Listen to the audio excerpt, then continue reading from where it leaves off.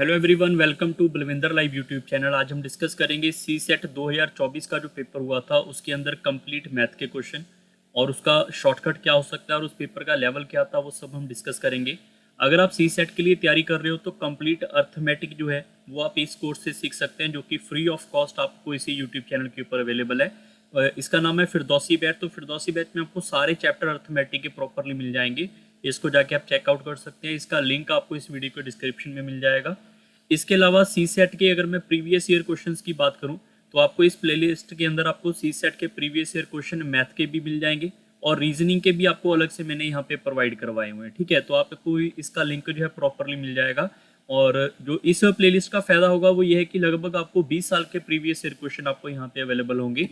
इसके अलावा इस यूट्यूब चैनल के ऊपर डिफरेंट प्लेलिस्ट है, जो भी आप कवर अप करना चाहते हैं वो कर सकते हैं। अगर मैं आज के पेपर की बात करूँ जो हम डिस्कस करेंगे 2024 का सी सेट का पेपर, तो इस पेपर के अंदर क्या हुआ है, काफ़ी क्वेश्चन ऐसे हैं जो डिफरेंट पेपर से डायरेक्ट उठाए हुए हैं। ठीक है, वैल्यू थोड़ी बहुत चेंज है तो आपको उसका भी फायदा मिलेगा। जैसे सीडीएस में कुछ क्वेश्चन आ चुके हैं और मैंने आपको नंबर सिस्टम करवाया हुआ है, इसमें से 2-3 क्वेश्चन डायरेक्ट आए हुए हैं। तो काफ़ी चीज़ें आपको इस प्लेलिस्ट से सीखने को मिल जाएगी। तो अगर आप डिफरेंट पेपरों की तैयारी करोगे, उनके मैथ के क्वेश्चंस की आप प्रैक्टिस करोगे तो सी सेट में आपको ज़्यादा प्रैक्टिस करने की जरूरत नहीं पड़ेगी अगर आप इन लेवल की प्रैक्टिस कर लेते हो अलग से। तो स्टार्ट करते हैं आज के सेशन का पहला question. What is the least possible number of cut required to cut a cube into 64 identical piece. इस क्वेश्चन को वीडियो पॉज करके अगर आप ट्राई करना चाहते हैं वो कर सकते हैं। पेपर में आपको ऐसे क्यूब नहीं मिलेगा, वो आपको ड्रॉ करना पड़ सकता है। इसका शॉर्टकट भी है बट क्यूब से आपको थोड़ा इजीली होगा समझाने के लिए, इसलिए मैंने ये पहले ड्रॉ किया है। तो इसके अलावा अगर आप मुझे इंस्टाग्राम पे अभी तक आपने फॉलो नहीं किया, आप मुझे फॉलो कर सकते हैं। और वहाँ पे अगर आपका कोई भी मुझसे पूछने के लिए कोई भी आपका डाउट है वो डायरेक्ट आप मुझसे यहाँ पे पूछ सकते हैं। अगर आपका मैथ रीजनिंग का कोई डाउट है वो यहाँ से आप मुझसे पूछ सकते हैं इस टेलीग्राम चैनल के ऊपर। और यहाँ पे आपको पीडीएफ वगैरह इसी चैनल के ऊपर अपलोड होगी, तो यहाँ से आप बेनिफिट ले सकते हैं। सबसे पहले अगर मैं इसकी बात करूँ तो यहाँ पे लीस्ट पॉसिबल नंबर है, तो मैंने क्यूब बनाया। क्यूब के अंदर अगर मैं यहाँ पर इसको एक ऐसे कट लगा दूंगा तो आप सारे बच्चे देखोगे कि ये वाला जो हिस्सा है वो हमारा कट के साइड हो जाएगा। क्लियर, मैं रिपीट कर दूं, यहाँ पे हमने एक कट लगाया तो यहाँ पे हमारे पास एक हिस्सा बाहर आएगा। अगर मैं इसमें से दूसरा कट लगाऊंगा तो 2 हिस्से बाहर हो जाएंगे। बट जब मैं यहाँ पे तीसरा कट लगाने जाऊंगा तो आप चेक करोगे हमारे पास टोटल कितने हिस्से होंगे, 1 2 3 और 4। तो 4 भागों में ये डिवाइड हो चुका है टोटल 3 कट लगाने पे। और उसके बाद अगर मैं यहाँ पर एक कट ऐसे लगा दूंगा ऊपर की साइड तो आप सारे बच्चे देखो कि ये वाला जो हमारे पास बॉक्स है ये वाला सेपरेट बाहर चला जाएगा। ठीक है, मतलब जो हमने 4 हिस्से बनाए थे उसमें से एक हिस्से को हमने यहाँ पे 4 भागों में डिवाइड कर दिया सिर्फ एक कट लगाने पे।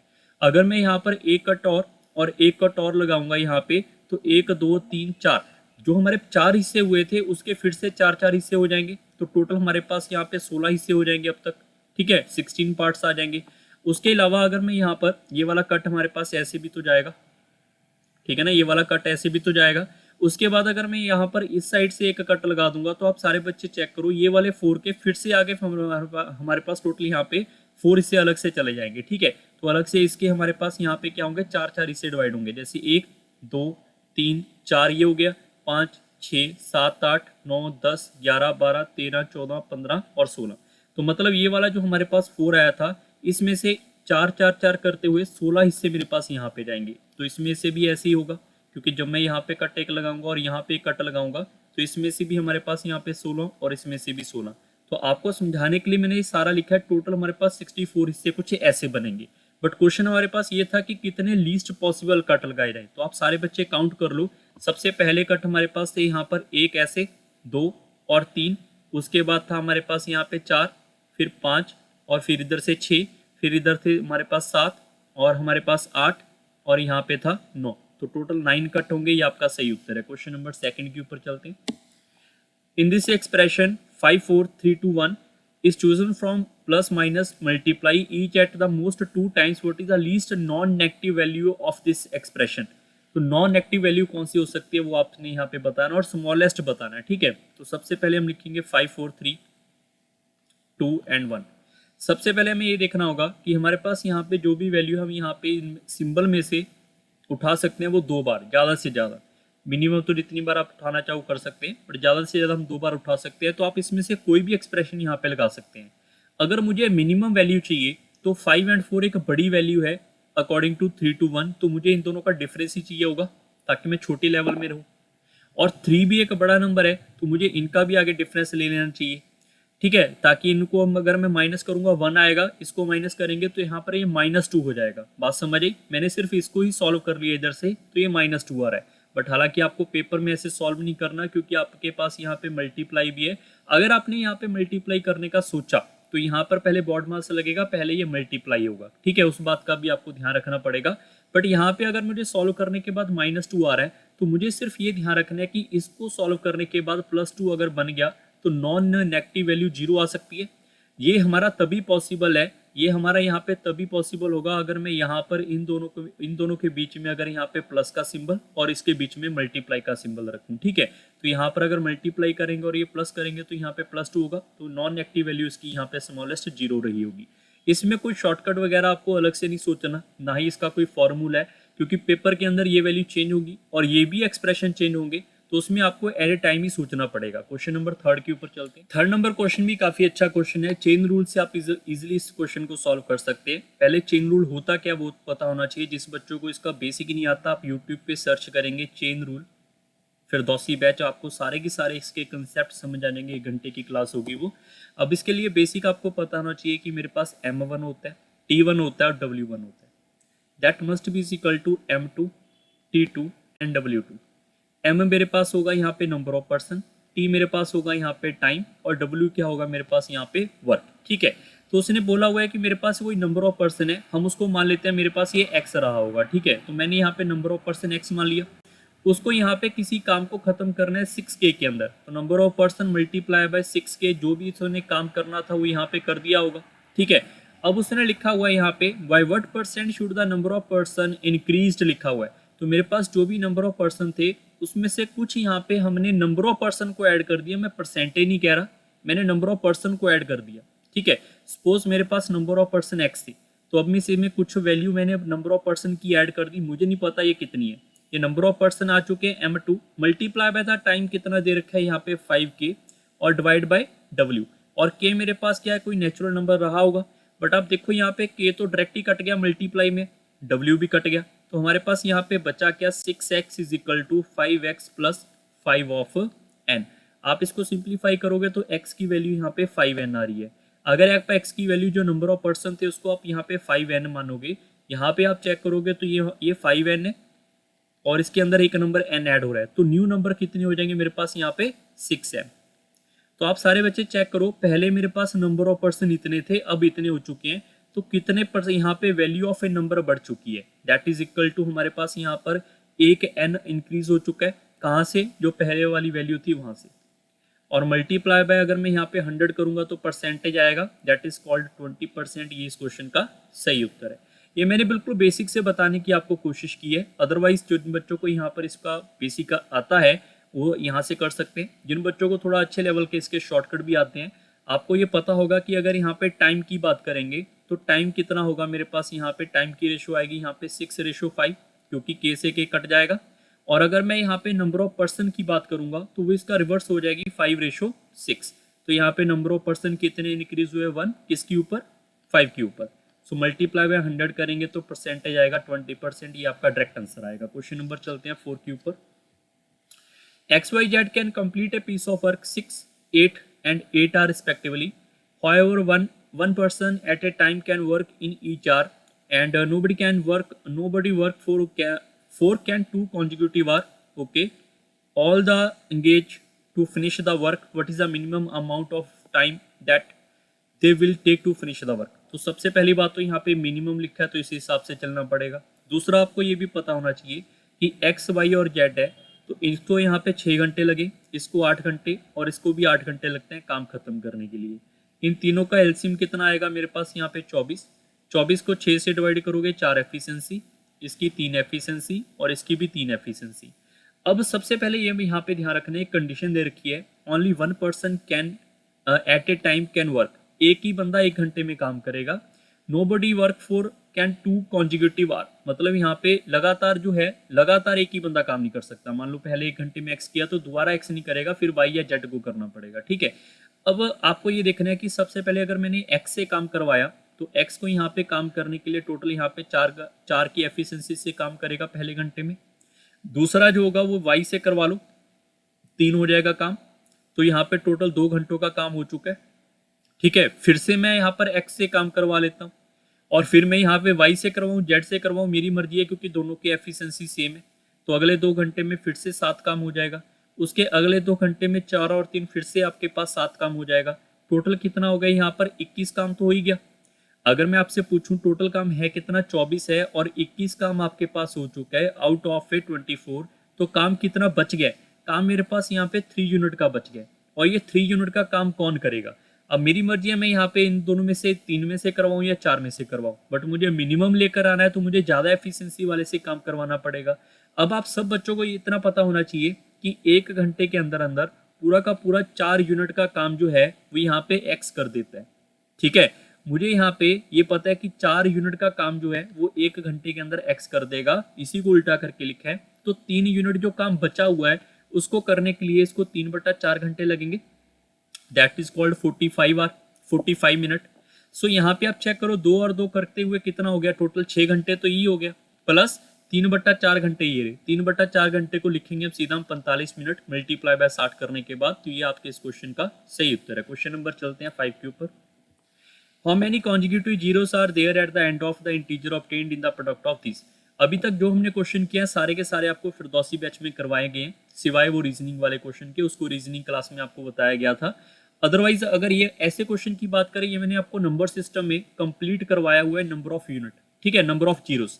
तो नंबर ऑफ जीरोस आप सर्च करेंगे number system by Balwinder live, वहां पर आपको ये वीडियो मिलेगी।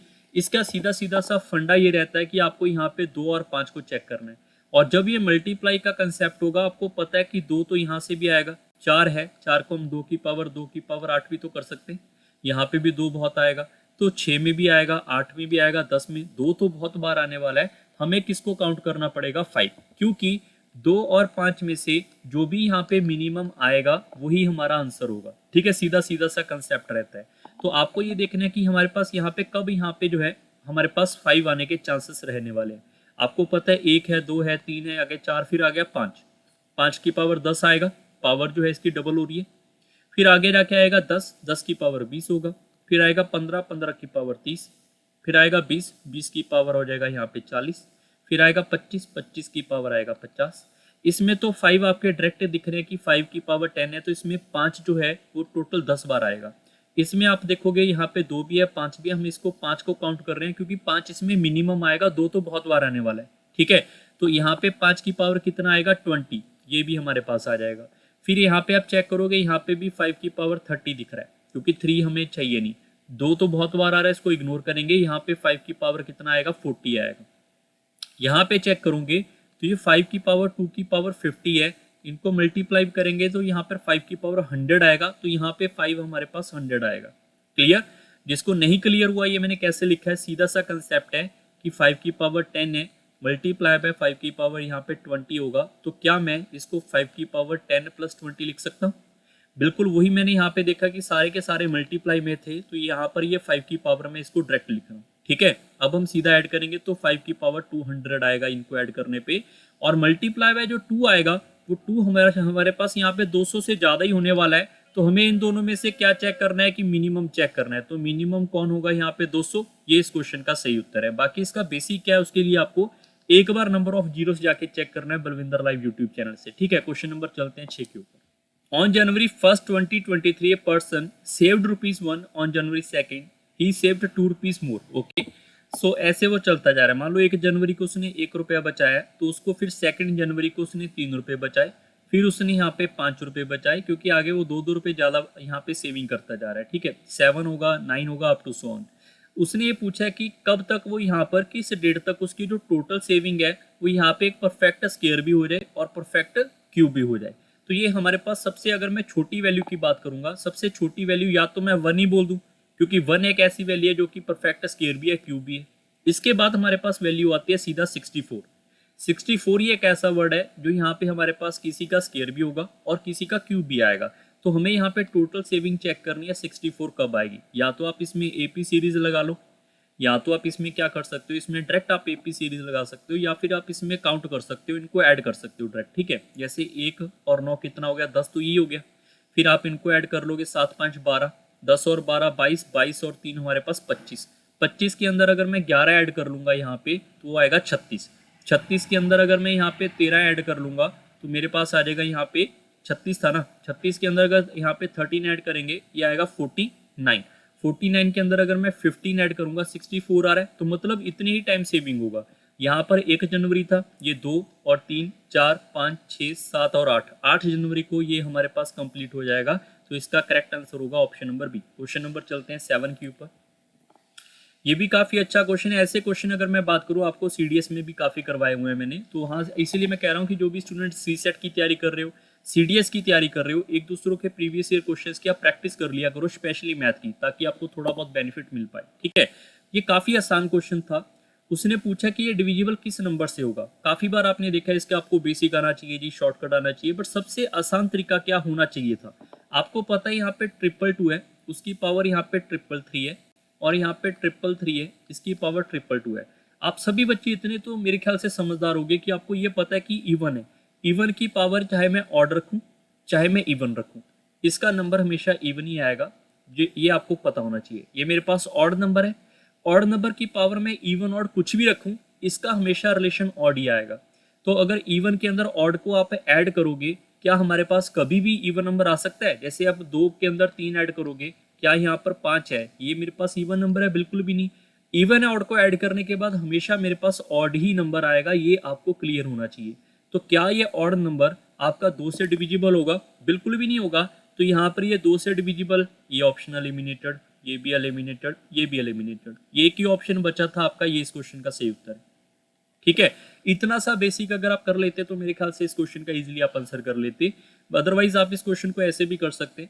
इसमें से आप सारे बच्चे देखो, अगर मैं इसको थोड़ा सा यहाँ पे चेंज करने की कोशिश करूँ, चेंज मतलब कैसे, जैसे ये वाला नंबर है 222, उसकी पावर 333, अगर मैं इसको यहाँ पे 3 से डिवाइड करूँ और 333 इसकी पावर 222, इसको डिवाइड बाय 3, क्या ये 3 से कट हो जाएगा। सर आपने अलग अलग क्यों लिखा, आपको इतना तो पता है ना, a plus B divide by 3 करेंगे तो इसको a बाय 3 और b बाय 3 भी हम कर सकते हैं, तो वही चीज़ मैंने यहाँ पे लिखी है।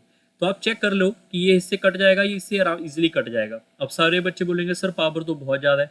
भैया पावर बहुत ज़्यादा है, क्या आपने डिविजिबिलिटी रूल या फिर रिमाइंडर के अंदर आपने ये बातें नहीं सीखी कि आप कोई पावर अगर आप इग्नोर करोगे तो आप इसको इससे डायरेक्ट डिवाइड करके देख सकते हैं। ये चीज़ आपको रिमाइंडर के अंदर सिखाई गई है, तो ये इससे कट जाएगा प्रॉपरली। ऐसी 37 नंबर है वो भी कट जाएगा। ठीक है, एक्चुअली में आप इनको अगर आप ऐसे लिखोगे 111 इंटू 2 और 111 इंटू 3, तो ये 111 जो आता है ये हमारा यहाँ पे 37 और 3 दोनों से डिवाइड होता है। ठीक है, ऐसे कंसेप्ट आपको थोड़े से आने चाहिए, बट सबसे आसान तरीका मैंने आपको सबसे पहले बता दिया था। क्वेश्चन नंबर चलते हैं 8 के ऊपर। What percent of water must be mixed with honey so as to gain 20% by selling the mixture at the cost of the honey। मान लो उसका कॉस्ट प्राइस कितना रहा होगा, मेरे पास यहाँ पे 100 रहा होगा। ठीक है, उसको गेन कितना करना है यहाँ पे 20%।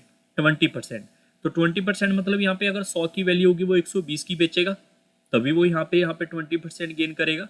और आपको पता है कि 100 रुपये का तो आप हनी का हनी लेकर आए हो, आप यहाँ पे 120 में से 100 तो हनी बेच दोगे, बाकी 20 आपने क्या किया, यहाँ पे कुछ ना कुछ आपने यहाँ पे मिक्स कर दिया, उसके अंदर कुछ ना कुछ वाटर ऐड कर दिया, कोई मटेरियल ऐड कर दिया, तो जो आपने ऐड किया वही आपका प्रॉफिट है। तो 100 के बदले में आप कितना ऐड कर रहे हो, 20, किसके बदले में, इस 100 के बदले में, और मल्टीप्लाई बाय 100 करोगे तो डायरेक्ट 20% ही आंसर आएगा। Option number 1। क्वेश्चन नंबर 9 के ऊपर चलते हैं। What is the right most digit preceding the zeros in the value of this. ये भी क्वेश्चन आपको नंबर सिस्टम की सीरीज में करवाया हुआ था। इस क्वेश्चन को भी करने के आसान तरीके हैं। सबसे पहला तरीका तो आपको ये पता होना चाहिए, 30 की पावर 30 है तो इसको लिख सकते हैं 3 की पावर 30 मल्टीप्लाई बाय 10 की पावर 30। अगर मैं इसको सिंप्लीफाई करूंगा तो ये तो मुझे क्लियरली दिख रहा है कि ये मेरे पास यहाँ पे 0 0 लेकर आएगा 30 बार। हमें ये चेक करना है कि इसमें से अगर इसको मल्टीप्लाई करेंगे यहाँ पे कौन सा नंबर आएगा। मान लो 1 2 3 0 है, तो मुझे ये नहीं चेक करना जीरो कितनी है, मुझे ये चेक करना है यहाँ पे नंबर कौन सा है। तो मुझे सिर्फ इसका क्या चाहिए, यूनिट डिजिट। और यूनिट डिजिट का मतलब है जो हमारे पास पावर है 30, उसको क्या करना है, उसको हमेशा 4 से डिवाइड करना है। जो साइक्लिसिटी प्रोसेस, उसको 4 से डिवाइड करेंगे तो यहाँ पर 7 टाइम चला जाएगा। जो हमारे पास रिमाइंडर आएगा उसको इसकी पावर में दोबारा से रख देंगे, वही इसका क्या होगा, यूनिट डिजिट होगा। यही इस क्वेश्चन का सही उत्तर है। मतलब यहाँ पे जो भी आएगा इसकी वैल्यू 30 की पावर 30 वो आएगा 9 लास्ट में आएगा, उसके साथ जीरो बहुत सारी होंगी। क्वेश्चन नंबर चलते हैं 10 के ऊपर। ये भी काफी अच्छा क्वेश्चन है। 421 और 427 when divided by the same number leave the remainder 1। How many numbers can be use to as a divisor in order to get the remainder 1। So काफ़ी इजी क्वेश्चन था, जिन्होंने बेसिक किया होगा। आपको पता है रिमाइंडर एक चाहिए, तो एक इसमें से पहले बाहर कर दो, मतलब वो नंबर 420 और 426 से डिवाइड होता होगा। सो HCF निकालने का कंसेप्ट क्या है, इन दोनों का डिफरेंस, और डिफरेंस आएगा 6। 6 आप इससे भी डिवाइड कर सकते हो, इससे भी डिविजिबल हो जाएगा प्रॉपरली, वो हो भी रहा है यहाँ पे। तो एक नंबर तो 6 बन गया। फिर डिवाइजर के आगे फिर से आप यहाँ पे डिवाइजर ले सकते हो 2 और 3। तो अगर आप इसको यहाँ पे 2 से डिवाइड करोगे, इसको ये कट जाएगा, इसको 2 से डिवाइड करोगे ये भी कट जाएगा। फिर मेरे पास एक नंबर 1 भी तो आएगा, बट 1 को अगर मैं यहाँ पे 420 से डिवाइड करूँ वो तो कट ही जाएगा, बट वो 421 से भी कट जाएगा, रिमाइंडर आपका 1 नहीं छोड़ेगा, तो 1 आपको इग्नोर करना पड़ेगा। अब मेरे पास नंबर कौन से आ रहे हैं, 6, 2 और 3। ये नंबर आपका 421 से डिवाइड कर लो चाहे इसमें से किसी को, तो रिमाइंडर आपके पास एक ही आएगा। ऐसे आप इसको 427 में से चेक कर लो तो भी रिमाइंडर एक आएगा। तो कितने नंबर है, 3। ये इस क्वेश्चन का सही उत्तर है। क्वेश्चन नंबर चलते हैं 11 के ऊपर। A can X contain 399 liter of petrol and A can Y contain 532 liter of diesel. They are bottled in the they are to be bottled in bottle of equal size so that whole of the petrol and diesel would be separately bottled. The bottle capacity in term of liter is an integer. How many different bottle size are possible? तो काफ़ी अच्छा question है, video pause करके आप try कर सकते हैं। पर अगर आपको बेसिक ऑफ HCF LCM आता है तो आपको पता है कि अगर हमें इक्वल साइड यहाँ पे डिस्ट्रीब्यूट करना होगा तो इन दोनों का हमें यहाँ पे HCF चाहिए, ठीक है। तो HCF का निकालने के अलग अलग तरीके हैं। काफ़ी स्टूडेंट इसको ऐसे फाइंड आउट करते हैं, दैट इज कॉल्ड LCM। और LCM में जो हमारे पास यहाँ पे इक्वली डिवाइड हो जाता है उसको बोलते हैं HCF, ठीक है। वैसे भी कर सकते हैं, अदरवाइज आप इन दोनों का डिफरेंस ले सकते हैं। इन दोनों का डिफरेंस आएगा मेरे पास यहाँ पे 133। तो यहाँ पर ये जो नंबर आएगा ये इससे भी डिवाइड है, इससे भी डिवाइड हो रहा है प्रॉपरली। जो दोनों से डिवाइड हो रहा है वो हमारे पास क्या होगा, HCF होगा। तो यहाँ पर ये एक नंबर निकल के आ गया कि अगर मैं इसको इक्वल बोतल करूंगा, इससे भी इक्वल होगा, तो ये दोनों हमारे पास इक्वली साइड के बोतल इससे डिवाइड हो जाएंगे, ठीक है। दूसरा होगा इसका फैक्टर। फैक्टर मतलब ये नंबर किससे डिवाइड हो रहा है, ये 19 से भी डिवाइड हो रहा है, ये 7 से भी डिवाइड हो रहा है। तो 19 से ये नंबर भी आपका डिविजिबल होगा, ये भी होगा, 7 से भी दोनों होंगे। तो 2 नंबर मेरे पास और आ जाएंगे, 1, 2, 3। तो 3 हमारे पास यहाँ पे ऐसे नंबर हैं जो कि अगर मैं इसको इक्वली डिवाइड करूंगा वो इक्वली साइड ऑफ बोतल यहाँ पे हमारे पास प्रॉपरली डिवाइड करके दे देंगे, ठीक है। इसके अलावा काफी बच्चे इसका आंसर 3 मार्क करेंगे। इसके अलावा आपको पता है कि यहाँ पे कैपेसिटी जो है वो 1 लीटर वाले की भी तो हो सकती है। जो 1 है वो हमारा इससे भी डिवाइड होगा और इससे भी डिवाइड होगा अलग से, तो हमारे पास एक नंबर अलग से ऐड होगा, दैट इज टोटल 4। तो 4 हमारे पास यहाँ पे कैपेसिटी ऑफ बोतल हम यहाँ पे डिफरेंट साइज की बोतल यहाँ से फाइंड आउट कर सकते हैं। क्वेश्चन नंबर चलते हैं 12 के ऊपर। Consider the following statement in respect of x, y, z, the sum which is equal to s, where x, y, z are the distinct prime numbers that each less than of 10। तो 10 से less हमारे पास यहाँ पे prime number कौन से होंगे, 2, 3 and 5 and 7, ठीक है। और s हमारे पास जो होगा उसका यूनिट डिजिट यहाँ पर क्या 0 हो सकता है।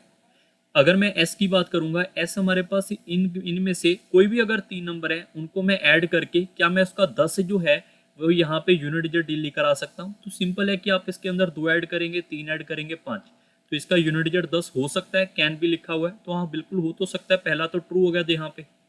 दूसरा मेरे पास है यहाँ पे कि जो सम है उसका यूनिट डिजिट क्या 9 हो सकता है। तो 9 के लिए आप सारे बच्चे ऐड कर लो, 2 और 3 5, 5 और 5 10, 10 तो हमारे पास यूनिट डिजिट 9 ही लेकर आएगा। इन दोनों को ऐड कर लो 12, 12 और 3 मेरे पास 15, तो 15 से भी नहीं आ रहा क्योंकि 15 होगा यूनिट डिजिट 5 आएगा, ठीक है। 15 होगा तो यूनिट डिजिट मेरे पास यहाँ पे 5 आ जाएगा, बट 9 नहीं आ सकता, तो यहाँ पे 9 वाला पॉसिबिलिटी गलत हो रहा है, ठीक है, दूसरे वाला गलत है। तीसरा जो है क्या वो हमारे पास यहाँ पे यूनिट डिजिट 5 हो सकता है। अभी हमने डिस्कस किया 3 and 5 + 7 that is equal to 15, तो इसका यूनिट डिजिट 5 आएगा, तो थर्ड भी ट्रू है। तो सेकंड को छोड़ के पहला और तीसरा सही है, third is the right answer. Question number चलते हैं 13 के ऊपर। 2 person P Q enter into a business. P put 14,000 more than Q. P has invested for 8 months. Q has invested for 10 months. If P share is 400 more than the Q out of a total profit that is 2,000, what is the capacity capital contributed by P? So इसके लिए आपको basic of partnership आना चाहिए। Investment into time is equal to profit, ये समझाया गया था। अगर आपसे यहाँ पे इन्वेस्टमेंट पूछ लिया जाएगा तो आपको पता है investment is equal to profit divide by time. So अगर मैं यहाँ पे पी एंड क्यू की बात करूँ तो सबसे पहले प्रॉफिट की बात करेंगे। तो प्रॉफिट मेरे पास यहाँ पे जो पी है वो 400 रुपये ज़्यादा है क्यू से, अगर 2000 पे हैं तो 400 इसमें से अगर इसके पास ज़्यादा होगा तो डेफिनेटली है जो हमारे पास 1600 होगा वो हाफ हाफ डिवाइड होगा, और 1600 अगर हाफ हाफ डिवाइड होगा तो एक के पास 800 आएंगे और इसके पास भी 800 आएंगे, बट उसमें 400 ज़्यादा आएंगे, तभी यहाँ पर ये 400 नंबर ज़्यादा होगा। क्लियर? तो ये प्रॉफिट की रेशो, हमारे पास प्रॉफिट की वैल्यू आ चुकी है। उसके बाद अगर मैं टाइम की बात करूँ तो टाइम जो पी का है वो मेरे पास यहाँ पे है, यहाँ पे टोटल 8 मंथ, क्यू का है वो मेरे पास यहाँ पे 10 मंथ। तो अगर इसको डिवाइड करना है अकॉर्डिंग टू द कंसेप्ट तभी इन्वेस्टमेंट आएगा, तो इसको डिवाइड करना था यहाँ पे और इनकी रेशो निकालेंगे तो मेरे पास इन्वेस्टमेंट की रेशो यहाँ से निकल के आएगी। तो ये इससे कट कर लेते हैं, सीधा का सीधा ये आएगा 3 and 2, यहाँ पर ये इससे कट हो जाएगा 4 and 5, क्रॉस मल्टीप्लाई कर लेंगे ये आएगा 15 और ये आएगा मेरे पास 8, ये आएगा 15 और 8 मेरे पास इन्वेस्टमेंट की रेशो। ये कंसेप्ट आपको अगर आपने नहीं चेकआउट किया तो पार्टनरशिप आप चेक कर ले फिर दोसी बैच में, वहां पर ये सारे कंसेप्ट आपको इजीली समझ आएंगे। ठीक है, अब जो बात कर लेते हैं पी जो है, पी हमारे पास 14,000 रुपये ज़्यादा लेकर आ रहा है, तो पी के पास कितना यहाँ पे ज़्यादा दिख रहा है 7, 7 की वैल्यू कितनी है 14,000, तो ए की वैल्यू कितनी आ जाएगी 2,000। उसने क्या पूछा है पी की वैल्यू, तो पी मेरे पास कितना है 15, तो 15 की वैल्यू कितनी होगी 2 into 15 कर लेंगे, दैट इज इक्वल टू 30,000। ये इस क्वेश्चन का सही उत्तर है। क्वेश्चन नंबर चलते हैं 14 के ऊपर। P salary is 20% lower than Q, Q salary which is 20% lower than R salary, by how much percentage R salary more than P salary. काफ़ी अच्छा क्वेश्चन है, ये भी आपको परसेंटेज फिरदौसी में करवाया गया है, तो वहाँ से जाके आप चेक कर सकते हैं पी, क्यू और आर। तो पी जो सैलरी है वो क्यू से यहाँ पर कितनी है 20% कम है, और क्यू जो है वो आर से कितना कम है यहाँ पे 20%। तो आर को अगर 100 मानोगे तो क्यू उसका 80 होगा, और जो पी है वो इसका 80% कम है क्यू का, तो क्यू का 80% कितना हो जाएगा 16, जिसको नहीं पता है 20% सॉरी 20% कितना हो जाएगा 16, तो 16 इसमें कम करेंगे 64 रहा होगा ये। और उसने पूछा क्या हुआ है by how much percent R salary is more than by P, तो आर की सैलरी इससे कितनी ज़्यादा है यहाँ पे 36, किससे ज़्यादा है यहाँ पे 64 से, और अगर मल्टीप्लाई बाय 100 करेंगे तो परसेंटेज आ जाएगा। आप इसको सिंप्लीफाई कर लें, यहाँ पर ये आएगा 9 और यहाँ पर आएगा ये 16। क्लियर? 9/16 है तो 9/16 मल्टीप्लाई बाय 100। क्लियर? अब काफ़ी बार क्या होता है, कई बार बच्चों को इसकी कैलकुलेशन में थोड़ी सी दिक्कत आती है, जैसे कि अभी भी काफ़ी बच्चे सोच रहे होंगे सर 900 को कहाँ पे मैं 16 से डिवाइड करता बैठूंगा। वैसे इतनी कोई लंबी चौड़ी यहाँ पे कैलकुलेशन नहीं है, पहले तो ये समझ लो। ठीक है, आप इसको भी कट आउट कर सकते हैं, यहाँ पे 4 के टेबल के ऊपर ये 25 हो जाएगा, ये 4 हो जाएगा। क्लियर? 25 को इससे आप मल्टीप्लाई कर लोगे, यहाँ पर ये आएगा मेरे पास 225/4, इसको आप इजीली डिवाइड कर सकते हैं 56 पॉइंट समथिंग। ठीक है, 56 पॉइंट समथिंग एक ही ऑप्शन है। दूसरा तरीका ये हो सकता है हमारे पास यहाँ पे कि जब हमारे पास 9/16 आया था तो आपको ये पता होना चाहिए ये अपने आप में 100% होता है, ये अपने आप में 100% होता है, तो इसका हाफ कितना हो जाएगा, मतलब 16 जो है वो 100% है, तो 8 कितना होगा इसका 50% होगा, तो 9 जो नंबर है वो 8 से थोड़ा सा आगे है, तो 50 से थोड़ा सा आगे एक ही ऑप्शन है यहाँ पर, ये थर्ड ऑप्शन। ये ऑप्शन में यहाँ पे उल्ट फेर हुआ है, यहाँ पे बी आएगा, यहाँ पे सी आएगा, चेकआउट कर लेना। क्वेश्चन नंबर चलते हैं 15 Q. A number is mistakenly divided by 4 instead of multiplied by 4. What is the percent change in the result due to this mistake? काफ़ी अच्छा क्वेश्चन है और ऐसे क्वेश्चन भी आपको परसेंटेज फिरदौसी में करवाए गए हैं। सबसे पहले आपको ये नंबर चेकआउट करना है कि आप इमेजिन कर लो या फिर एक्स मान के भी सॉल्व कर सकते हैं। ठीक है, आपको सबसे पहले ये चेक करना है कि मान लो वो नंबर हमारे पास जो भी था वो 4 से मल्टीप्लाई और डिवाइड होने वाला नंबर हो, तो मैं इसको 16 नंबर मान लेता हूँ। ठीक है, 16 ही मानना, 4 मान लेते हैं, जो आपका दिल करे आप एक्स भी इमेजिन कर सकते हो, वो कोई दिक्कत नहीं है। ठीक है, हम यहाँ पे इस नंबर को 16 इमेजिन कर लेते हैं। तो उसने क्या किया, यहाँ पे इस नंबर को मिस्टेकनली डिवाइड कर दिया यहाँ पे 4 से, इंस्टेड ऑफ मल्टीप्लाई बाय 4। तो मल्टीप्लाई बाय 4 करेंगे तो हमारे पास ये नंबर कौन सा हो जाएगा 64, और डिवाइड करेंगे अगर 4 से तो नंबर कितना हो जाएगा यहाँ पे 4। तो जो नंबर के अंदर एरर है, अगर आप इसकी रेशो बना लोगे तो वो रेशो आएगी मेरे पास यहाँ पे 16:1। तो एरर कितने का है यहाँ पे 15 का, किसके ऊपर, जो नंबर आना चाहिए था उसके ऊपर, और मल्टीप्लाई बाय 100 करेंगे, मल्टीप्लाई बाय 100 करेंगे तो परसेंटेज आ जाएगा यहाँ से। अब फिर से वही है कि यहाँ पे एक तो आप कैलकुलेशन कर सकते हो, इजीली आप सॉल्व भी कर सकते हैं, कोई दिक्कत नहीं है इसमें, बट स्मार्ट वर्क ये है कि 15 को अगर मैं 16 से डिवाइड करूंगा, आपको पता है कि डिनोमिनेटर में 100% है जो कि 16 है, और 15 उससे थोड़ा सा ही कम है, तो 100% के आसपास ही आंसर होगा, ये इस क्वेश्चन का सही उत्तर है। अदरवाइज आप सिंप्लीफाई यहाँ से कर सकते हैं। क्वेश्चन नंबर 16 के ऊपर चलते हैं। In an examination 80% student passed in English, 70% passed in Hindi, 15% failed in both the subject. What is the percentage of student who failed in only one subject. काफ़ी अच्छा क्वेश्चन है और ये भी क्वेश्चन आपको परसेंटेज फिरदौसी में मिल जाएगा। आपको इतना पता चल जाएगा कि यहाँ पर अगर इंग्लिश के अंदर 80% पास हो रहे हैं तो डेफिनेटली 20% फेल हो रहे होंगे। 70% अगर यहाँ पे हिंदी में पास हो रहे हैं तो यहाँ पे 30% फेल हो रहे होंगे और 15% फेल दोनों में है। तो आपको वेन डायग्राम याद होगा। वेन डायग्राम के अंदर अगर इंग्लिश की बात करेंगे तो इंग्लिश के अंदर यहाँ पे 20% फेल है और हिंदी की बात करें तो हिंदी में 30% फेल्ड है और फेल इन दोनों में कितने यहाँ पे 15%। तो सबसे पहले कंबाइंड डाटा फिल किया जाता है। अगर 15% दोनों में तो हिंदी में टोटल 30 है तो यहाँ पे 15% ओनली ऐसा होगा जो कि फेल होगा। ठीक है, अगर मैं इसकी बात करूँ ये 15 की तो इसको हम बोलेंगे 15% ओनली हिंदी फेल। क्लियर। ऐसे अगर मैं 20% इंग्लिश की बात करूँ, 15 तो कंबाइन है तो सिर्फ ओनली की बात करेंगे तो ओनली 5% इंग्लिश का ऐसा डाटा है जो कि फेल होगा। उसने पूछा हुआ है कि ऐसे बताओ वन सब्जेक्ट में एक सब्जेक्ट में कितने पर्सन यहाँ पे फेल हुए हैं। तो 5% ये वाला, 15% ये वाला, तो 5 ये और 15 ये, कितना हो गया 20। तो 20% डाटा फेल हुआ है एक सब्जेक्ट में। तो बी ऑप्शन सही है। क्वेश्चन नंबर 17 के ऊपर चलते हैं। 17 नंबर क्वेश्चन भी काफ़ी अच्छा क्वेश्चन है, वीडियो पॉज करके आप ट्राई कर सकते हैं। सबसे पहले आपको यहाँ पे इस क्वेश्चन को रीड आउट कर लेना है। इसको आप इक्वेशन वाइज भी कर सकते हैं सॉल्व, और ऐसे क्वेश्चन आपको पिछले साल में मिले हुए हैं जहाँ पर आपको ये वैल्यू में गिवन था। इस बार आपको एन ईयर का यहाँ पे कंसेप्ट समझा के इसको इक्वेशन वाइज सॉल्व करने के लिए एग्जामिनर ने बोला है। ठीक है, इसके लिए आपको क्या करना चाहिए, या तो आप इसको बेसिक का क्या कर सकते हो, आप इसकी इक्वेशन बनाओ, या फिर आप बाय ऑप्शन से हिट एंड ट्रायल करो। जैसे मैं यहाँ पर कर लेता हूँ, फादर और सन की बात करेंगे, इन दोनों का समय 130, तो इन दोनों का जो डिफरेंस होगा वो मैं पहला ऑप्शन उठा लेता हूँ 30। ठीक है, इसमें से अगर सिंप्लीफाई करेंगे तो twice of F is equal to यहाँ पे आएगा 160 और एफ की वैल्यू आ जाएगी मेरे पास 80। तो अगर एफ की वैल्यू 80 रही होगी तो सन की वैल्यू 50 रही होगी, तभी ये 130 होगा। मतलब फादर और सन की उम्र की बात करेंगे, अगर यहाँ पर ये मेरे पास ये मेरे पास यहाँ पे 80 है, ठीक है, और ये मेरे पास कितना होगा यहाँ पे 50 होगा। क्लियर। और उसने क्या बोला हुआ है, N years back I was as old as you are now. तो एन ईयर्स बैक की बात करें, यहाँ से अगर एन ईयर बैक जाएंगे, ठीक है, एन ईयर बैक जाएंगे तो अगर इसको मैं 50 साल का लेकर आना चाहता हूँ तो एन ईयर बैक का मतलब यहाँ पे 30 साल का गैप करना पड़ेगा मुझे।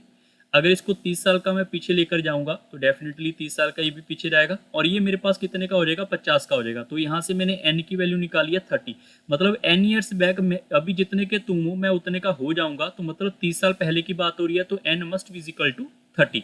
सो यहाँ पे उसने लिखा है my present age is 4 time your age N years back. मतलब जो मेरे पास यहाँ पे प्रेजेंट एज 80 है, यहाँ पे अगर बात करेंगे प्रेजेंट एज 80 है तो एन ईयर्स बैक इसकी एज कितनी हो जाएगी यहाँ पे 20।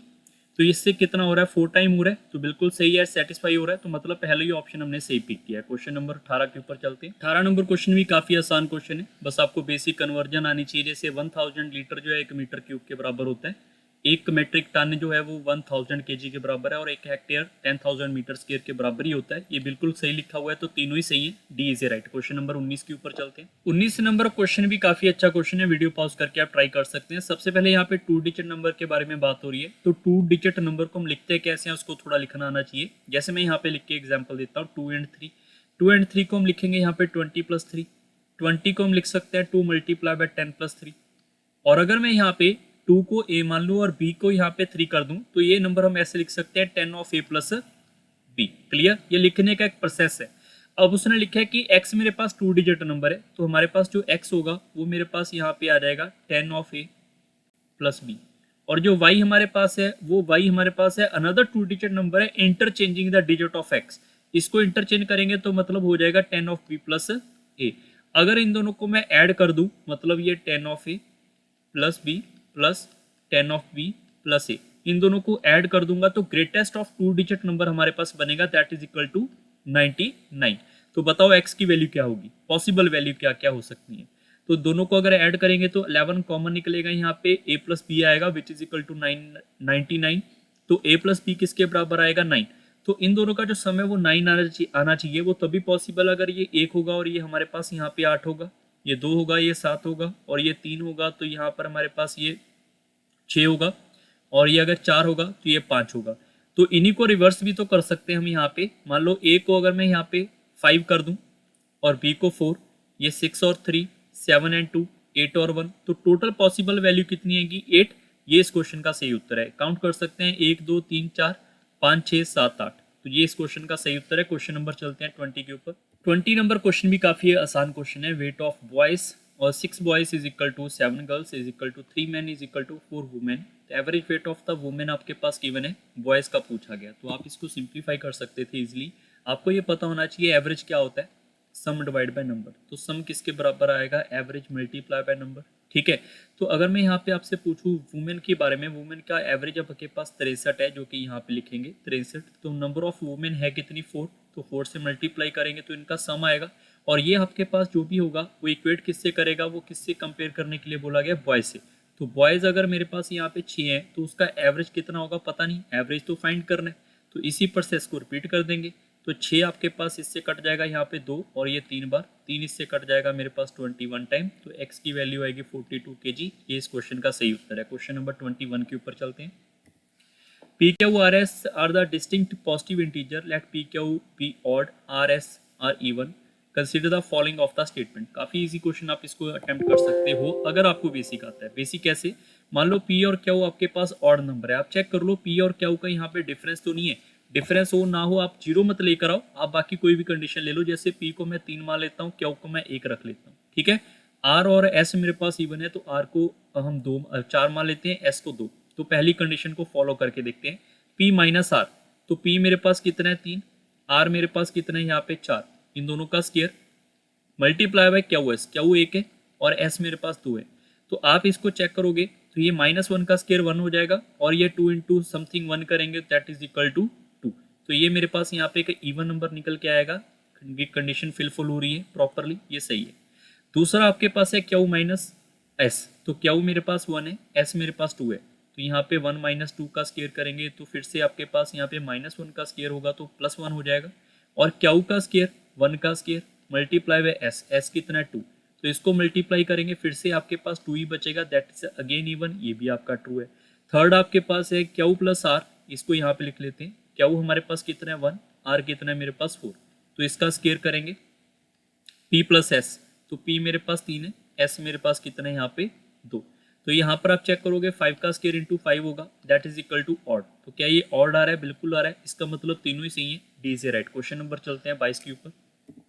What is the number of 5 used in numbering 260 page book. काफी अच्छा क्वेश्चन है, ऐसे क्वेश्चन बार बार पेपर में आ चुके हैं यूपीएससी के अंदर। तो जैसे सिंप्लीफाई करने के लिए आपको एक सिंपल एग्जांपल बता देता हूँ कि 5 कब आएगा। जैसे 5 लिखेंगे, फिर आपके पास 15 आएगा, 25 आएगा, 35, 45, 55, फिर आएगा 65, 75, 85, 95। क्लियर। इसके अलावा जो 5 वाली कंडीशन है, ये वाली सीरीज, ये वाली कंडीशन तो फुलफिल हो ही चुकी है लास्ट वाली, बट 5 वाली कंडीशन अलग से भी तो आएगी ना। 50 में 51, 52, 53, 54, 55, इसके अंदर ये कंडीशन 56, 57, 58, 59, बस यहाँ तक। ठीक है, इसके अलावा आप सारे बच्चे चेक करोगे कि ये मेरे पास 1 से लेकर 100 तक के बीच में 5 कितनी बार आया। तो ऊपर वालों के बीच में हमारे पास यहाँ पे चेक करोगे, इसमें आपके पास टोटल 10 बार आएगा, इसमें 10 बार आएगा, तो टोटल कितना हो जाएगा 20। मतलब 1 से लेके 100 तक के बीच में, 1 से लेके 100 तक के बीच में यहाँ पे 20 टाइम आएगा। फिर से 100 से लेके 200 के बीच में फिर से 20 टाइम आएगा। 200 के 300 के बीच में फिर से 20 टाइम आएगा। ठीक है, टोटल कितना हो गया 60 टाइम। बट उसने 260 पूछा हुआ है कि 260 तक ही काउंट करना है, तो नेचुरली बात है कि जो भी आंसर होगा वो 60 से थोड़ा कम होगा।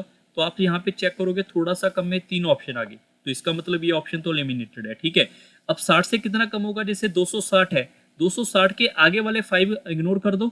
जैसे 265 आएगा उसका 5 इग्नोर होगा, 275 आएगा इसका इग्नोर होगा, 285 होगा उसका इग्नोर होगा, 295 होगा इसका इग्नोर। तो 4 नंबर इग्नोर होंगे, 60 में से 4 इग्नोर करेंगे 56। ये आपके इस क्वेश्चन का सही उत्तर है, बी ऑप्शन। क्वेश्चन नंबर चलते हैं 23 के ऊपर। What is the sum of the first 28 terms in the following sequence. ये काफी अच्छा क्वेश्चन है, बहुत बार बच्चों को ऐसा इसका सीक्वेंस ही नहीं समझ आता, बट अगर आप इसको अच्छे से समझोगे तो इनको ऐड करना है। तो यहाँ पे सबसे पहले 1 है, उसके बाद आप चेक करोगे यहाँ पे 1 and 2, उसके आगे चेक करोगे तो यहाँ पर देखोगे आप 1, 3 and 2। क्लियर, उसके आगे 1, 4, 3, 2, तो यहाँ पर 1, 4, 3 and 2। ये सीक्वेंस कुछ ऐसे चलने वाला है, ठीक है ना, 1, 5, 4, 3, 2। क्लियर, तो 28 के लिए यहाँ पे पूछा हुआ है, तो टर्म भी काउंट कर लो यहाँ पे कितनी है, एक यहाँ पे हमारे पास 2, 3, 4, 5, 6, 6 और 4 10, 10 और 5 हमारे पास यहाँ पे 15, 15 के आगे अगर आप इसके अंदर 6 और ऐड कर लोगे, 15 और 6 21, 21 और 7 ऐड करोगे 28, तो मतलब ये नंबर आपके पास 1 6 5 3 2 1 रहेगा, और यहाँ पे हमारे पास 1 7 6 5 4 3 2 1। ठीक है, तो ये नंबर रहेंगे। तो मतलब ये सीक्वेंस है, इनको क्या करना है इसका सम, तो इसको आप सिर्फ ऐड ही कर लो। जैसे 1 को ऐड करेंगे 1 आएगा, 1 एंड 2 को ऐड करेंगे 3 होगा, इसको ऐड करेंगे 6 आएगा, इसको ऐड करेंगे यहाँ पे हमारे पास टोटल हो जाएगा ये 10, इनको ऐड करोगे यहाँ पर मेरे पास आएगा 10 और 5 15। ठीक है, इनको ऐड कर लोगे यहाँ पर ये आएगा मेरे पास यहाँ पे 16, 16 नहीं आएगा सॉरी 21, और इनको ऐड करेंगे ये आएगा 28। अब इन सबको यहाँ पे सिर्फ ऐड ही करने और कुछ नहीं कर रहे हम यहाँ पे, इसको सिर्फ ऐड करेंगे तो आपका आंसर आएगा 84। That is the right answer, option number B. Question number चलते हैं 24 के ऊपर। A person buy 3 article P Q R ₹4,3330 if P cost 25% more than R cost 20% more than Q, तो find the value of P। So काफ़ी अच्छा question है। सबसे पहले आप चेक कर लो P, Q and R। Clear. So यहाँ पे आप कंपेयर करने का आपको प्रोसेस आना चाहिए। जैसे मैं यहाँ पे इसको डिफरेंट पार्ट में लिख लेता हूँ। जैसे P 25% मोर देन R है, तो अगर यहाँ पे P एंड R की बात करेंगे, अगर R 100 होगा तो P हमारे पास 125 होगा, तभी तो 100 यहाँ पे, तभी तो ये 25% ज़्यादा आएगा, तो मैं कह सकता हूँ ये 5 होगा और ये 4 होगा। उसके आगे मेरे पास है यहाँ पे R is 20% more than Q। R जो हमारे पास है वो 20% मोर है, अगर ये 100 होगा तो ये 120 होगा, और इनकी रेशो बनाएंगे तो ये 6:5 होगा। जैसे कि अगर मैं यहाँ पर बात करूँ तो R मेरे पास क्या आया यहाँ पे common factor, so we can say कि यहाँ पर P और R है, फिर हमारे पास क्या हुआ है, तो P और R की बात करेंगे तो ये आएगा मेरे पास 5:4, और R और Q की बात करेंगे तो ये आएगा मेरे पास 6:5। आपको ये रेशो प्रोपोर्शन में सिखाया गया था कि अगर इसका पड़ोसी यहाँ पर नहीं होगा तो यहाँ पर पड़ोसी जो है उसके घर की देख रेख करेगा, तो यहाँ पर 4 है तो यहाँ पर 4 होगा, और यहाँ पे 6 है तो यहाँ पे 6 आएगा, और इनको अगर आप मल्टीप्लाई कर लेंगे तो कंबाइन रेशो आएगा यहाँ पे 30, 24 एंड 20। Clear. So now we have to check out कि उसने क्या लिखा हुआ है कि find the value of P। तो सभी के आप इसको सिंप्लीफाई भी वैसे यहाँ पे आप चेक करना चाहो कर सकते हो। अगर आप इसको सिंप्लीफाई करोगे ये 2 के टेबल पे कट जाएगा, ये आएगा 15, ये आएगा 12, और ये आएगा मेरे पास यहाँ पे 10। इनका टोटल कंबाइन कितना हो रहा है 37। कंबाइन हमारे पास 37 की वैल्यू जो है वो आपके पास गिवन है यहाँ पे 330, एंड 1 की वैल्यू यहाँ से निकल जाएगी मेरे पास 3330 डिवाइड बाई 37। उसने P की वैल्यू पूछा है तो P 15 होगा, तो अगर यहाँ पे 15 से मल्टीप्लाई करेंगे तो यहाँ भी करना पड़ेगा। ठीक है, आप सारे बच्चे इसको सिंप्लीफाई करेंगे, यहाँ पर ये कट जाएगा, टोटल आएगा मेरे पास 3 एंड 3 दैट इज 9, 90 टाइम्स। ठीक है, 19 को आप 15 से अगर मल्टीप्लाई करेंगे ये आएगा 1350। Option number D is right. Question number चलते हैं यहाँ पे 25 के ऊपर। If the sum of 2 digit A, B and C, D in the 3 digit number 1 CE where A, B, C, D, E denote distinct digit, then what is the value of A? ये भी काफ़ी अच्छा question है। सबसे पहले आप check करो यहाँ पर जो A और B है, फिर मेरे पास C और D है, इनको ऐड करने के बाद जो भी नंबर आएगा वो आएगा यहाँ पे 1 C एंड E, मतलब ये नंबर और ये नंबर क्या है सेम रहेगा। पहली बात तो ये। दूसरी बात है जो ए बी सी डी जो भी नंबर होंगे वो यहाँ पे डिस्टिंक्ट है। डिस्टिंक्ट का मतलब होगा सारे के सारे अलग नंबर है, कोई भी सेम नंबर नहीं है। तो फाइंड द वैल्यू ऑफ ए। तो काफ़ी बच्चे इसका आंसर जल्दी में कैन नॉट मार्क कर देते हैं। आप सारे बच्चे थोड़ा सा भी यहाँ पे अगर दिमाग लगाओगे तो कोई भी वैल्यू रख के देख लो। मान लो आपके पास यहाँ पे ऑप्शन से आप चेक कर लो, डी ऑप्शन तो बाद में आएगा ना, तो पहले आएगा सी ऑप्शन या फिर बी ऑप्शन या फिर ए ऑप्शन, तो 1 बाय 1 आप यहाँ पे चेक कर सकते हैं। तो सबसे पहले अगर मैं यहाँ पे बी की बात करूंगा, बी को अगर आप यहाँ पे ए की वैल्यू को बी वाली वैल्यू उठा के डालोगे 8, तो यहाँ पर आप कोई भी वैल्यू रख लो 5। ठीक है, सी की वैल्यू को आप यहाँ पे 3 रख लो, और यहाँ पे वैल्यू रख लो आप यहाँ पे 7। तो मैंने यहाँ पे सभी डिफरेंट रखे हैं। जो भी इसकी कैलकुलेशन आएगी यहाँ पे मेरे पास 3 आना चाहिए, मतलब अगर यहाँ पे 3 है तो यहाँ पे 3 आना चाहिए। 7 और 5 12, 1 कैरी चला जाएगा, तो ये होगा 8 और 1 9, 9 और 3 मेरे पास 12 आ रहा है। तो यहाँ पर 3 नहीं आ रहा, तो ये हमें सेम चाहिए था। तो ऐसे कोई भी नंबर आपका जो भी दिल कर रहा है आप इमेजिन कर सकते हैं। अब कई बार क्या होता है स्टूडेंट, आपके दिमाग में भी ये डाउट आएगा कि सर 8 5 तो लिख लिया, हम यहाँ पे अगर 4 लिख दें तो यहाँ पे भी तो आपके पास फिर आपके पास 4 आना चाहिए ना। तो आप इनको ऐड करोगे 12, 1 कैरी जाएगा, ये 12 और 1 13 और है, तब भी एक नंबर पीछे ही होगा। मतलब 8 तो किसी भी चक्कर में आपका आंसर नहीं होगा। आप इसके अंदर यहाँ पे वैल्यू रख के देख सकते हैं। ए बी सी डी था और यहाँ पे सी जरूरी है। ठीक है, बाकी ना आपके पास कोई भी नंबर आ सकता है। तो यहाँ पे आप 9 के साथ कोई भी नंबर रख दो रैंडमली, और यहाँ पे जो भी आपका दिल कर रहा है आप वही नंबर अप्रोच करके देख सकते हैं 2, और यहाँ पे आप चेक कर लेते हैं 7। ठीक है, 7 रखा मैंने सारे अलग, 7 और 5 12, 1 कैरी चला जाएगा यहाँ पे। तो यहाँ पे चेक करेंगे ये आएगा मेरे पास 12। तो आप ये वैल्यू को ध्यान में रखेंगे, ये वैल्यू क्या आएंगी, सेम आएंगी। बट ध्यान रखें अभी मैंने क्या किया, अभी यहाँ पर इन दोनों को मैंने सेम कर दिया, जो कि होना नहीं चाहिए। तो इसके लिए यहाँ पर मुझे वैल्यू को चेंज करना पड़ेगा, यहाँ पे मुझे 6 लिखना पड़ेगा। 6 लिखेंगे तो ये वैल्यू सेम हो जाएगी, हो सकती है 1 के साथ तो हो सकती है, बट ई और ए हमारा, बी और सी ये सारे अलग होने चाहिए। तो यहाँ पे आप 6 रख के इसको सॉल्व कर सकते हैं। बट आपको ध्यान रखना था ये कि हमारे पास ये दोनों सेम आ रहे हैं, मतलब 9 इज द राइट आंसर। 9 से ही ये पॉसिबिलिटी बन पाएगी। क्वेश्चन नंबर चलते हैं 26 के ऊपर। 3 number x, y, z are selected from the set of the first 7 natural numbers such that x is greater than 2y is greater than 3z, where x, y, z are distinct triplet। Triplet भी बननी चाहिए, और distinct का मतलब I hope सब बच्चों को last question में समझ आएगा कि डिफरेंट होगा, सेम नहीं होगा। ठीक है, सो सबसे पहले अगर मैं यहाँ पर x, y, z की बात करूँ तो मेरे पास 7 नेचुरल नंबर है। तो पहला होगा 1, फिर 2, 3, 4, 5 और 6 और 7। नंबर कौन से हैं यहाँ पर आप यहीं पे लिख लेंगे। ठीक है, तो एक्स वाई जेड अब यहीं पे लिख लेंगे। सबसे पहले सारे बच्चे यहाँ पर एक्स और वाई जेड जो भी आपका दिल कर रहा है आप इमेजिन कर सकते हैं। मैं सबसे पहले जेड को अगर 1 रखता हूँ तो जेड अगर मेरे पास यहाँ पे 1 होगा, 3 × 1 दैट इज इक्वल टू 3।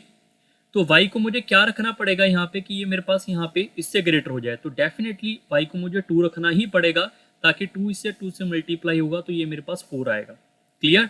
और अगर ये 4 आया तो हम यहाँ पे x को क्या रख सकते हैं, x डेफिनेटली इनमें से तो नहीं होगा, इनमें से ग्रेटर में होगा। तो 5 भी हो सकता है, 6 भी हो सकता है, 7 भी हो सकता है। तो यहाँ पे 5 भी हो सकता है, 6 भी हो सकता है, 7 भी हो सकता है। तो यहाँ पे आप सारे बच्चे चेक करेंगे तो मेरे पास 3 ट्रिपलेट तो बन के आ चुकी हैं। कौन सी वैल्यू से, इसी वैल्यू से। क्लियर। अब बात कर लेते हैं यहाँ पे एक और कंसेप्ट की, कि अगर मैंने z को फिर से यहाँ पे 1 ही रखा तो z यहाँ पे 1 रखेंगे ये आएगा। अब की बार मैंने y को फिर से यहाँ पे क्या रखा, 2 ही रखा। ठीक है, y को 2 नहीं, सॉरी y को 3 कर लेते हैं। अगर मैंने y को 3 रखा तो 2 × यहाँ पे 3 होगा, दैट इज 6। तो यहाँ से 7 आ जाएगा, x मेरे पास 7 आ जाएगा। तो एक मेरे पास ट्रिपलेट ये बन के नजर आ रही है। इसके अलावा सारे स्टूडेंट यहाँ पे एक बार चेकआउट कर लो कि अगर आप यहाँ पे z को 2 रख लेते हो तो 2 × 3 करेंगे 6 हो जाएगा। यहाँ पे 6 रखते ही सारा क्वेश्चन आपका गड़बड़ हो जाएगा, और इससे आपका कंसेप्ट यहाँ पे आंसर नहीं आ पाएगा। इसका मतलब सिर्फ 4 ही ट्रिपलेट बनेगी, यही इस क्वेश्चन का सही उत्तर है। क्वेश्चन नंबर चलते हैं 27 के ऊपर।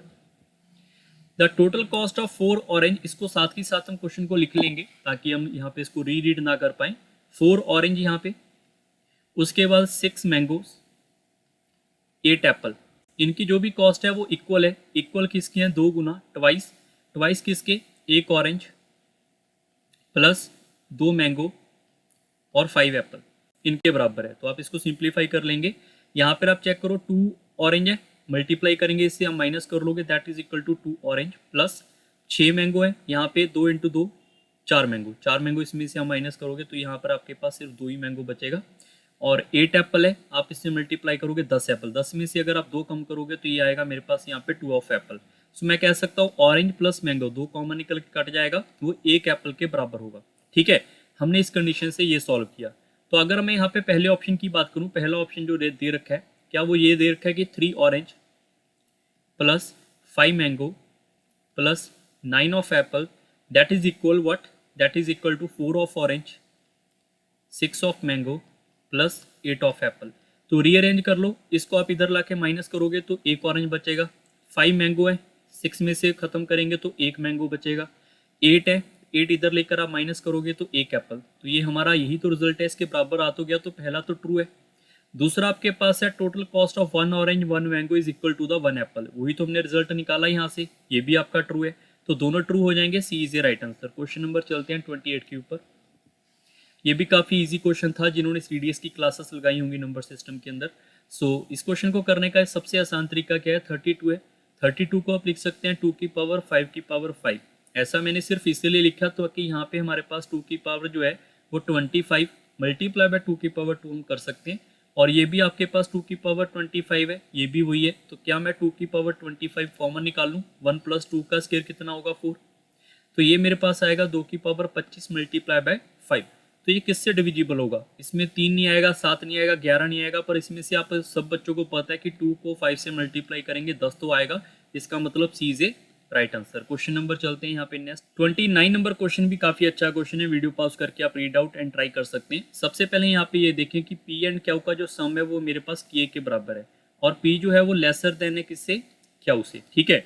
तो आप अगर क्यू को, सारे स्टूडेंट ध्यान रखें, अगर क्यू को मैं यहाँ पे रख लेता हूँ सबसे छोटा 1, तो मुझे यहाँ पे पी को कुछ ऐसा रखना पड़ेगा जो 1 से छोटा हो, तभी के की वैल्यू आएगी। तो 1 से छोटा तो पॉइंटों में होगा, पॉइंटों में हमें यहाँ पे चाहिए नहीं, और यहाँ पे 0 भी नहीं चाहिए क्योंकि पॉजिटिव इंटीजर चाहिए मुझे, ठीक है। तो इसका मतलब ये क्यू तो 1 नहीं रहेगा, तो मैं इसको इग्नोर करता हुआ इसको यहाँ पे 2 लिख लेता हूँ। अगर यहाँ पे क्यू को मैंने 2 लिखा तो यहाँ पर जो पी की वैल्यू है वो मेरे पास यहाँ पे 1 हो सकती है, ताकि इन दोनों को जब मैं ऐड करने जाऊँगा तो ये मेरे पास यहाँ पे कितना आ जाएगा, 3 आ जाएगा, ठीक है। यहाँ पर ये 3 हो जाएगा और ये मेरे पास स्मॉलेस्ट वैल्यू आएगी। बट क्या मैं इसके अलावा कोई और वैल्यू फिल कर सकता हूँ इसमें, बिल्कुल भी नहीं फिल कर सकता। तो इसकी पी और क्या की डेफिनेट वैल्यू आ जाएंगी, हमें नॉट डिटरमाइंड वैल्यू चाहिए, ठीक है। तो इसका मतलब 3 हम इसका आंसर नहीं मार्क कर सकते। अब मैं बात कर लेता हूँ यहाँ पे 4 के लिए, तो 4 के लिए हमें यहाँ पे चेकआउट करना है। 4 के लिए अगर मैं इसको 2 रखूंगा तो ये 2 रखेंगे तो ही हो सकता है बराबर, बट हमें इक्वल नहीं करना क्योंकि क्या ग्रेटर है, तो ये भी पॉसिबिलिटी गलत है। तो मैं इसको ऐसे कर सकता हूँ, ये 3 हो जाएगा और ये 1 हो जाएगा, तभी मेरा 4 के बराबर आ सकता है, तब भी इसकी यूनिक वैल्यू आ जाएंगी, तो ये भी हमें नहीं चाहिए। हमें यूनिक वैल्यू नहीं चाहिए, हमें यहाँ पे एक से ज़्यादा वैल्यू चाहिए जिससे पी और क्यू का आंसर ही ना आ पाए। तो हमें यहाँ पे एक नंबर और आगे जाना पड़ेगा 5 के लिए चेक करेंगे। हो सकता है मैं इसको यहाँ पे 1 और 4 लिखूँ, हो सकता है इसको मैं यहाँ पे 2 और 3 लिखूँ। तो इसके लिए मेरे पास 2 वैल्यू आ जाएंगी, कोई यूनिक वैल्यू नहीं आएगी। यूनिक वैल्यू नहीं आने पे स्मॉलेस्ट वैल्यू के की मेरे पास 5 आएगी, इसका मतलब C is a right answer. Question number 30 के ऊपर चलते हैं। ये भी क्वेश्चन आपके पास काफी अच्छे हैं, इसको स्टेटमेंट वाइज क्वेश्चन बोल सकते हैं आप। एक बार वीडियो को पॉज करके एक बार सारे के सारे ऑप्शन रीड आउट कर सकते हैं। मैं सीधा क्वेश्चन पे जा रहा हूँ। What are the value of M and N where M N are natural number. तो नेचुरल नंबर है तो बताओ एम एन की वैल्यू क्या होंगी, ठीक है। पहली कंडीशन ये है कि जो m प्लस एन है वो मेरे पास यहाँ पे ग्रेटर देन है एम एन से, और m जो है वो ग्रेटर देन है n से, ठीक है। तो सिर्फ मैं पहली वैल्यू को वैसे ही चेक कर लूँ कि एम एन की ये कंडीशन दे रखी है कोई, तो इसकी वैल्यू बताओ नेचुरल नंबर क्या होगा। तो आप सारे बच्चे थोड़ा सा भी प्रोसेस में सोच के देखो, क्या आप इसकी वैल्यू फाइंड कर पाओगे। आप m और n की वैल्यू को कुछ भी मान लो, जो आपका दिल कर रहा है वो मान के आप ट्राई कर लो, तो भी आपको ये समझ आ जाएगा। जैसे कि मैं एक एग्जांपल दे देता हूँ, जैसे मैंने माना इसको यहाँ पे 3, तो इसको माना मैंने 1, 3 इंटू 1 करेंगे तो मेरे पास आएगा यहाँ पे 3, और 3 प्लस 1 करेंगे तो ये यहाँ पे आएगा 4, तो 4 इससे ग्रेटर है, बिल्कुल ग्रेटर है, तो ये सही हो गया। बट क्या यही वैल्यू रहेगी इससे, इसके अलावा कोई और वैल्यू नहीं रह सकती। तो आपके दिमाग में जो भी वैल्यू आ रही है कोई भी वैल्यू फिल कर लो, इससे कोई कंडीशन थोड़ा दे रखी है हमें। तो यहाँ पर आप कोई और वैल्यू ट्राई करते जाओगे, इसकी 2-4 वैल्यू और निकल जाएंगी। तो पहली स्टेटमेंट्स में से आंसर नहीं आने वाला। दूसरे वाला चेकआउट कर लेते हैं। Product of M N is 24, तो एम और एन का प्रोडक्ट 24 है, तो इससे भी हमारा वैल्यू नहीं आ सकता। कौन सा होगा, क्या पता ये 8 और 3 हो, क्या पता यहाँ पर 6 और 4 हो, क्या पता यहाँ पे 24 और 1 हो, क्या पता 12 इंटू 2 हो, कोई भी नंबर हो सकता है, ठीक है। तो ये कुछ नंबर मैंने लिखे, चारों में से कोई भी हो सकता है, तो इससे भी आपका आंसर नहीं आ पाया। मतलब इंडिविजुअली वाला आंसर तो खत्म हो गया ना, स्टेटमेंट अलोन वाला आंसर खत्म हो चुका है। बट हमें ये चेक करना है क्या दोनों को यूज करके आंसर आ सकता है। जैसे कि यहाँ पर नंबर मैंने सोचे हैं एम और एन के, कि प्रोडक्ट इसका 24 है, तभी हो सकता है जब भाई 8 और 3 हो, 6 और 4 हो, 24 और 1 हो, और 12 और 2 हो, तभी मेरा यहाँ पे जो प्रोडक्ट है 24 आएगा। तो सेकंड स्टेटमेंट यूज्ड हो चुकी है। पहली स्टेटमेंट क्या थी कि m plus N greater than M N होना चाहिए। अब यहाँ पे सारे बच्चे चेक कर लो कि अगर मैं इन दोनों को प्रोडक्ट करूँ, यहाँ पे, ये तो मेरे पास कितना आ रहा है 8 इंटू 3 करने पे 24, ये कितना हो रहा है 8 प्लस 3 करने पे 11, तो ये ग्रेटर तो नहीं हो रहा, मतलब ये ऑप्शन एलिमिनेटेड, ठीक है। ऐसे ही आप दूसरा ऑप्शन देखोगे वो भी एलिमिनेटेड है, लास्ट वाला देखोगे वो भी एलिमिनेटेड है, सिर्फ एक ही बचेगा 24 और 1 का। 24 और 1 को ऐड करेंगे 25 आएगा, 24 इंटू 1 करेंगे 24 आएगा, तो 24 25 ग्रेटर आ रहा है, मतलब यही आपके पास एक वैल्यू है जहां से m जो है वो 24 और n आपका 1 रखने पे आंसर आएगा, मतलब दोनों स्टेटमेंट यूज करके आंसर आने वाला है। तो ऑप्शन नंबर आपका यहाँ पे होना चाहिए सी ऑप्शन, ठीक है। क्वेश्चन नंबर चलते हैं 31 के ऊपर। ये भी काफ़ी अच्छा क्वेश्चन है, फिर से वीडियो पॉज करके ट्राई करना चाहो कर सकते हो। ऐसे क्वेश्चन आपको सीडीएस में भी मिल जाते हैं, तो मैं हमेशा कहता हूँ सीडीएस वाले स्टूडेंट को भी आप सी सेट के क्वेश्चन ट्राई किया करो, सी सेट वालों को भी कह रहा हूँ सीडीएस के ऐसे वाले क्वेश्चन कम से कम करके जाया करो, ठीक है।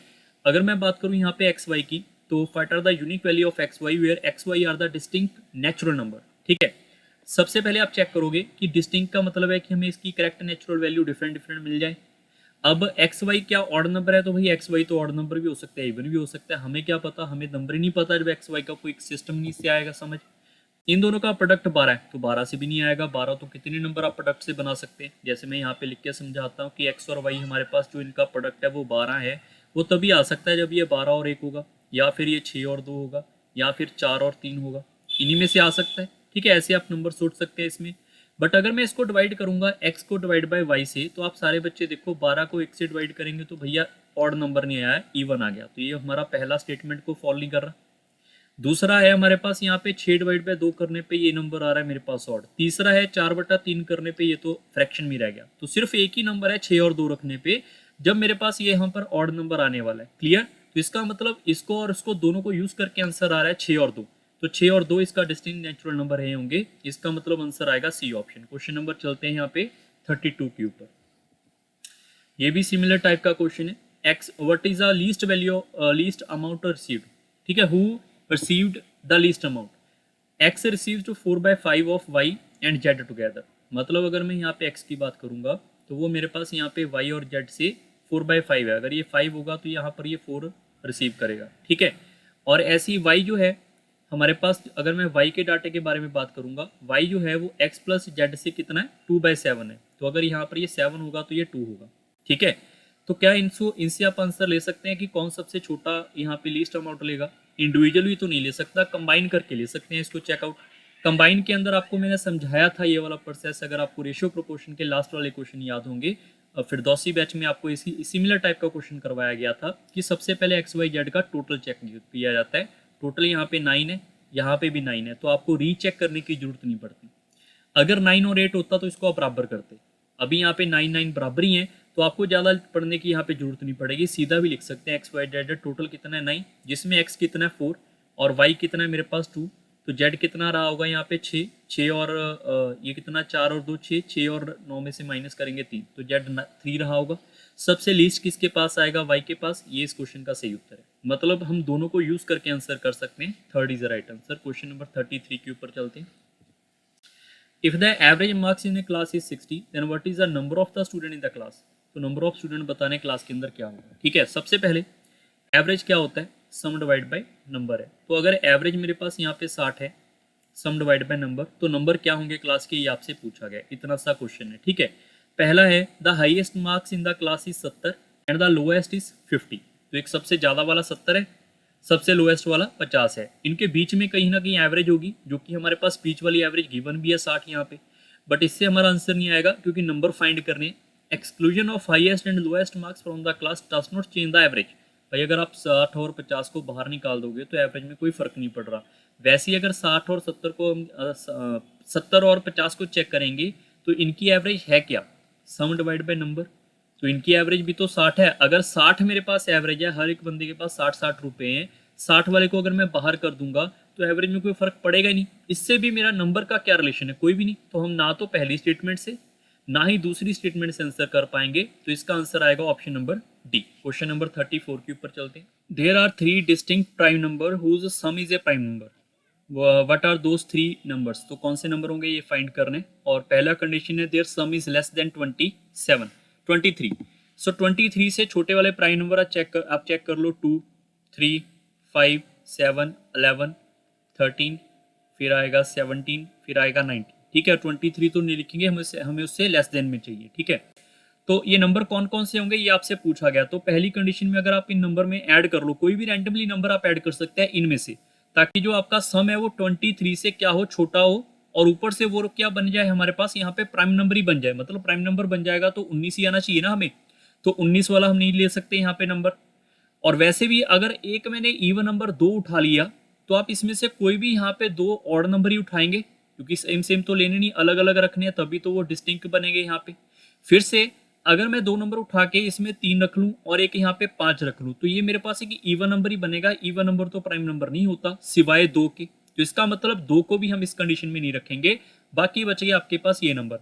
तो अगर आप इसमें से कोई भी रैंडमली ऐड करके चेकआउट करना चाहो वो यहाँ से कर सकते हैं। जैसे मैं यहाँ चेक कर लेता हूँ कि मैंने एक नंबर रखा है यहाँ पे 3, और दूसरा नंबर लिखा यहाँ पे मैंने 5, ये हो गया 8। 8 के अंदर हम यहाँ पे इसको ऐड कर लेते हैं, यहाँ पे 11 को ऐड कर लो तो यहाँ पर आएगा 19। ये मैंने अपनी ओर से लिखा है, आप कोई और नंबर सोच लो। यहाँ पे 3, 7, 10।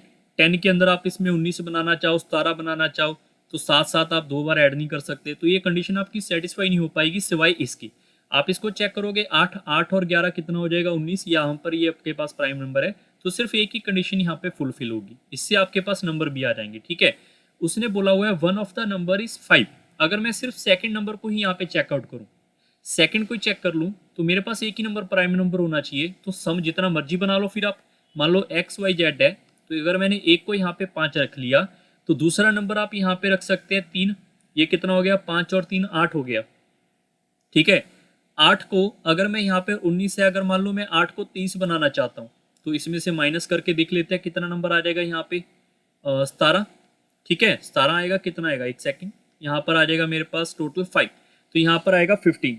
तो 15 तो मेरा प्राइम नंबर नहीं होता। फिर मैं इसको 29 बनाने के चेक कर लेता हूँ, 21 भी नहीं आएगा। ऐसे आपको रैंडमली यहाँ पे नंबर जो है चेक करने पड़ेंगे। 37 रख लेते हैं तो ये आएगा 29। अगर मैं यहाँ पे 29 रख लेता हूँ तो सारे बच्चे चेक कर लो कि इसको ऐड करने के बाद यहाँ पे 37 आएगा, जो कि प्राइम नंबर है। इसमें आपका 5 भी आ रहा है, तो ऐसे 5 के चक्कर में आप जितने मर्जी यहाँ पे प्राइम नंबर और भी यहाँ पे लिख सकते हैं, और सारे डिस्टिंक्ट भी बनेंगे नंबर। बट उससे क्या आपका एग्जैक्ट नंबर आ जाएगा कि कौन से हैं, बिल्कुल नहीं आएगा। तो इसका मतलब दूसरे से अकेले से आंसर नहीं आ सकता, पहले से अकेले से आंसर आ जाएगा। तो option number first is A correct answer statement alone but can not be answer using the other statement alone. तो ऑप्शन नंबर ए इसका सही होगा। ठीक है, यहाँ पर इसको ये समझना जरूरी है कि एक स्टेटमेंट से आंसर आ सकता है, दूसरी से नहीं आ सकता। तो option number first is true. Question number 35 के ऊपर चलते हैं। Is x plus y an integer. So इसको फाइंड करना है कि इंटीजर होगा 2x plus y is an integer और x plus 2y is an integer. तो इससे कोई स्टेटमेंट यहाँ पे हम ड्राइव नहीं कर सकते, तो इसका आंसर हम दोनों से नहीं कर पाएंगे।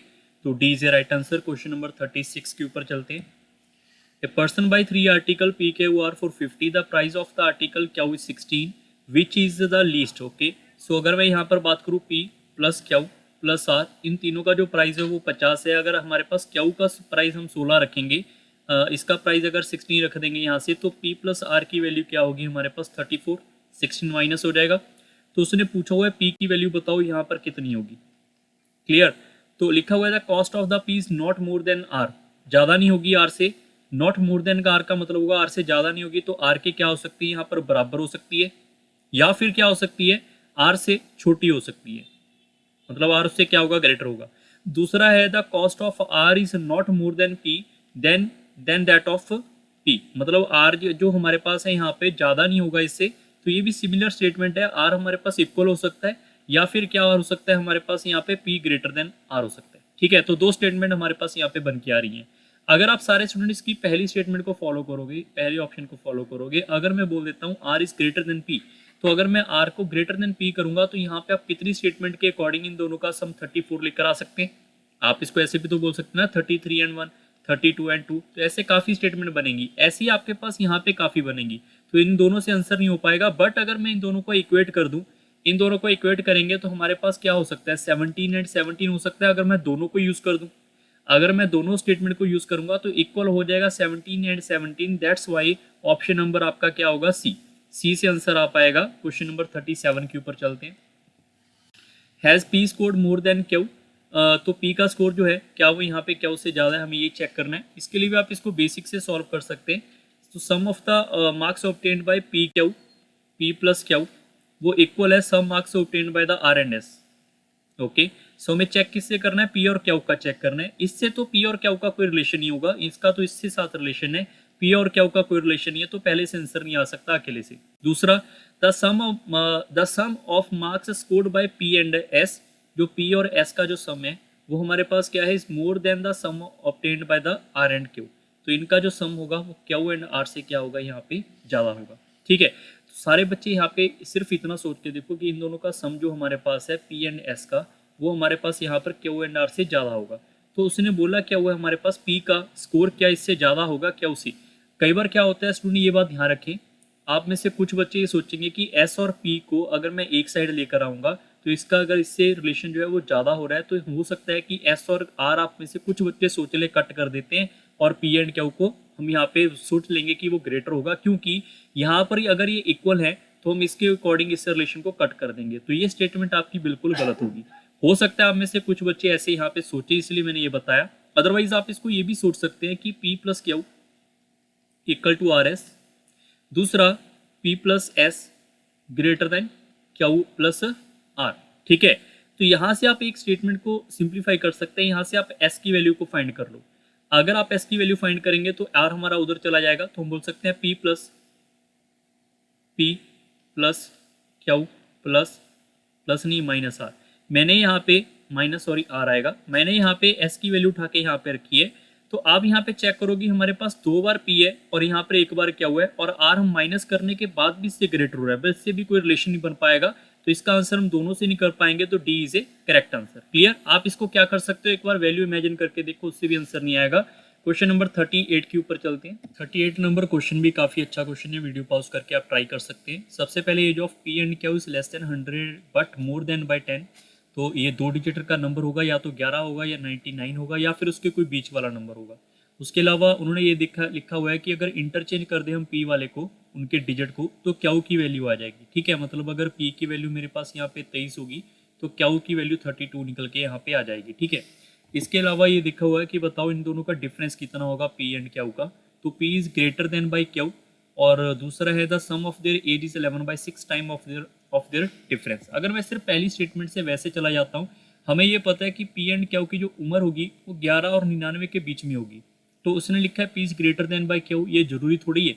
अगर मैं यहाँ पर पी को लिख लेता हूँ कि वो मेरे पास यहाँ पर 23 है, तो इनको इंटरचेंज करेंगे तो क्यू की वैल्यू 32 आ रही है, तो पी ग्रेटर देन क्यू तो हुआ नहीं यहाँ पे, तो इससे हमारा आंसर नहीं आ पाएगा, और भी काफ़ी वैल्यू यहाँ से निकल के आनी स्टार्ट हो जाएंगी।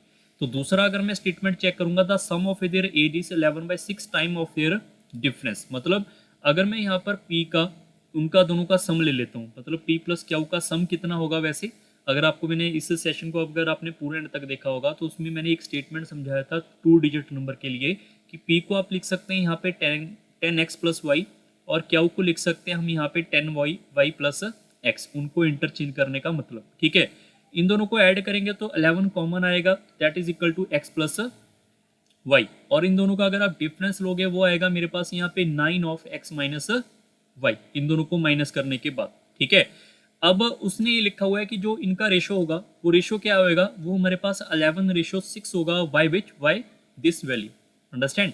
सो now you have to attempt कि अगर मैं यहाँ पे 11 X plus Y divide by 9 of X minus Y करूंगा तो वो किसके बराबर आएगा, 11/6 आएगा।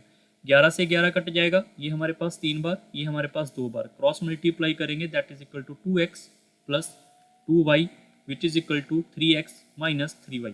सो यहाँ से आप x और y की वैल्यू फाइंड करेंगे, x equal to 5 of y।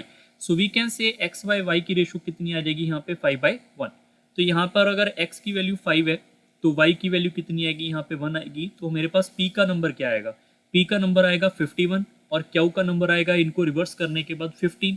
तो इन दोनों का आपको डिफरेंस यहाँ पे पता चल जाएगा, डिफरेंस ही फाइंड करना है तो डिफरेंस आ जाएगा। दूसरा, आप सारे बच्चे ये भी ध्यान रखो, इसको आप रिवर्स भी तो कर सकते हैं ना, जैसे मैंने यहाँ पे x प्लस वाई लिखा है तो यहाँ पे वाई एक्स भी हो सकता है।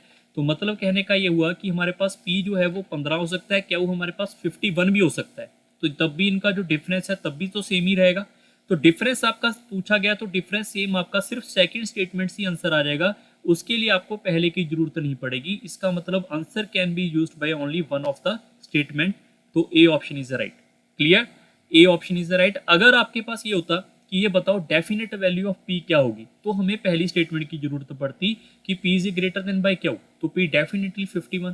क्वेश्चन नंबर नेक्स्ट 39 के ऊपर चलते हैं। P Q R S T represent by this number, तो it is not known which letter represent by which number, और ये स्टेटमेंट आपके पास गिवन है। सबसे पहले क्यू को अगर चेक करेंगे तो which is equal to thrice of S आएगा, तो अगर एस को यहाँ पे मैं 4 लिख लेता हूँ। ठीक है, तो जो हमारे पास क्यू की वैल्यू है, क्यू की वैल्यू क्या होगी इसकी, यहाँ पे हमारे पास 3 गुना होगी। क्यू की वैल्यू मेरे पास यहाँ पे 3 गुना कितनी हो जाएगी, 12। ठीक, तो यहाँ पे 12 और ये 4 मेरे पास ऑक्यूपाइड है, होने को तो ये हमारे पास 5 और 15 भी होगा, वो हम नेक्स्ट स्टेटमेंट में चेक कर लेंगे। आगे लिखा हुआ है मेरे पास यहाँ पे t is equal to R plus S plus 3। तो अगर मैं यहाँ पे बात करूँ आपके पास, तो आर की वैल्यू हमें नहीं पता, पर एस की वैल्यू हमने पता है कि एस की वैल्यू हमने अभी अभी 4 फिल की है यहाँ पे। तो 4 + 3 कितना हो गया 7, और आर की वैल्यू फाइंड करनी है। सो अगर टी की वैल्यू को चेक करेंगे, टी हमारे पास 12 तो हो नहीं सकता, 12 तो ऑलरेडी ऑक्यूपाइड है, तो टी कितना होगा 15 ही होगा। फिर अगर मुझे 15 चाहिए तो क्या यहाँ से आर की वैल्यू निकल जाएगी, तो यहाँ से आर की वैल्यू आ रही है 8, जो कि ऑप्शन में अवेलेबल नहीं है, यहाँ पर अवेलेबल नहीं है। इसका मतलब जो हमने सोचा था वो गलत है। फिर हम जल्दी से यहाँ पे दूसरा स्टेटमेंट फॉलो कर लेंगे, Q is equal to thrice of S. अगर एस को अगर यहाँ पे 5 लिखेंगे और क्यू कितना हो जाएगा मेरे पास 15 हो जाएगा, तो मुझे फिर से चेक करना पड़ेगा यहाँ पे कि अगर मैं यहाँ पे टी को इतने रहने देता हूँ, ठीक है, और आर को फाइंड करना है हमें, क्योंकि एस की वैल्यू मेरे पास कितनी यहाँ पे 5 + 3 8, यहाँ पर आर की वैल्यू सॉरी एस की वैल्यू मेरे पास यहाँ पे 5 फिल की। तो अगर टी की वैल्यू की बात करें, टी हमारे पास 15 नहीं हो सकता, क्योंकि क्या हमारे पास 15 है, तो टी कितना बचा 12, क्योंकि तीनों का सम है तो कोई बड़ी वैल्यू होगी ना इनमें से। तो 12 के लिए अगर मैं चेक करूंगा तो आर यहाँ पे फाइंड करेंगे 5 + 3 विच इज इक्वल टू 4। तो ये स्टेटमेंट हमारी ट्रू है। So now we have to check out P Q R S T, ठीक है, यही नंबर है। तो टी की वैल्यू 12, एस की वैल्यू कितनी रखी हमने 5, आर की वैल्यू आ चुकी है 4, और क्यू की वैल्यू कितनी थी 15। एक हमारे पास नंबर बच गया पी कितना होगा 10। तो यही वैल्यू उसने पूछा है कि यहाँ पे रखने पे क्या उत्तर आना चाहिए। तो पी हमारे पास कितना आ चुका है यहाँ पे 10, और आर कितना है मेरे पास 4, और माइनस टी कितना है 12, तो आंसर कितना होगा 2। ये इस क्वेश्चन का बिल्कुल सही उत्तर है। क्लियर? आई होप आपको आज का सेशन वगैरह समझ आया होगा। आने वाले टाइम के अंदर और भी सी सेट के क्वेश्चंस आपको यहाँ पे मिल जाएंगे, और डिफरेंट पीवाईक्यू की प्रैक्टिस आप जरूर करें इस यूट्यूब चैनल से, ताकि आपके जो क्वेश्चंस का लेवल है वो बूस्ट अप हो सके। Rather than preferring a book, आप इसको भी फॉलो कर सकते हैं, आपको काफ़ी कुछ सीखने को मिल जाएगा। ठीक है, तो जल्दी मिलेंगे नेक्स्ट सेशन के अंदर। So bye bye, take care and thank you everyone.